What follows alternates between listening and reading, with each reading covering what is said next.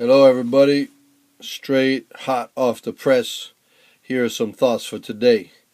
And of course, remember, everything I say is geared to addressing the real issues of life and to not skirting around the issues and the problems when they come up. The discussion is about miracles. I was asked today if I believed in miracles. And here's the answer. I have never seen one. I've had a few moments where things have happened that you really can't chalk it up to a coincidence. I've had moments where I asked specifically in prayer for a particular answer to prayer, very specific and very important, and something happened. Now, the average time in my life, those things don't happen. I don't see things happening like we read in the book of Acts or in the four Gospels, and we wish we did.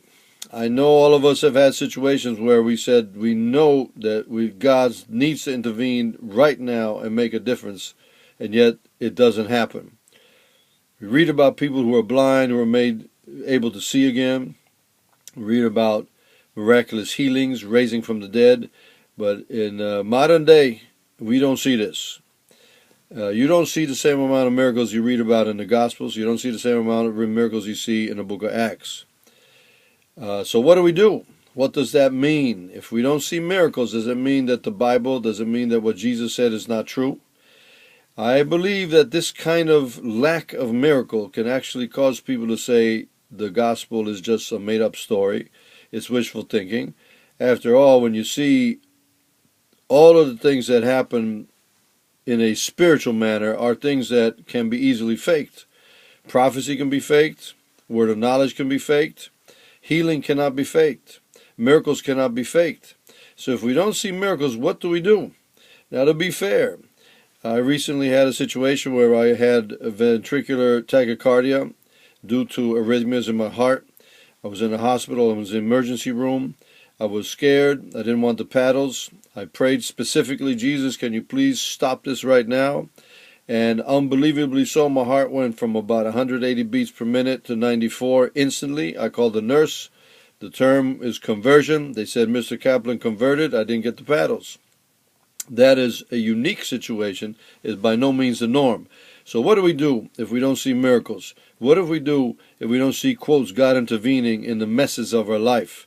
Well, what we do is we bank and lean on the sovereignty of God. Here's a key concept.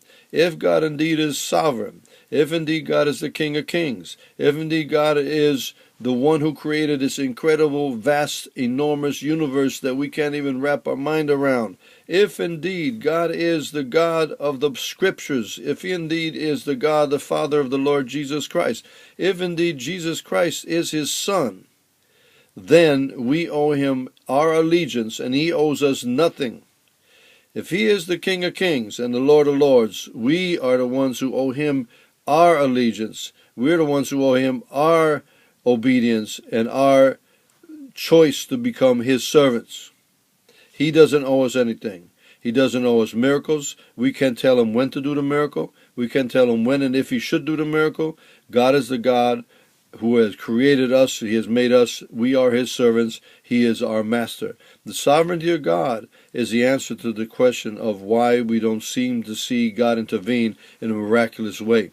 Yes, we would all love to have a genie bottle. Yes, I would like to have a Bible that I could rub and get 3 wishes, but that's not the reality. The reality is we live in a very difficult world, a world of divorces, a world of broken relationships, a world of suffering, a world of sickness, a world of little babies dying of terrible diseases, the world of wonderful people dying, the world of terrible people going on and living forever.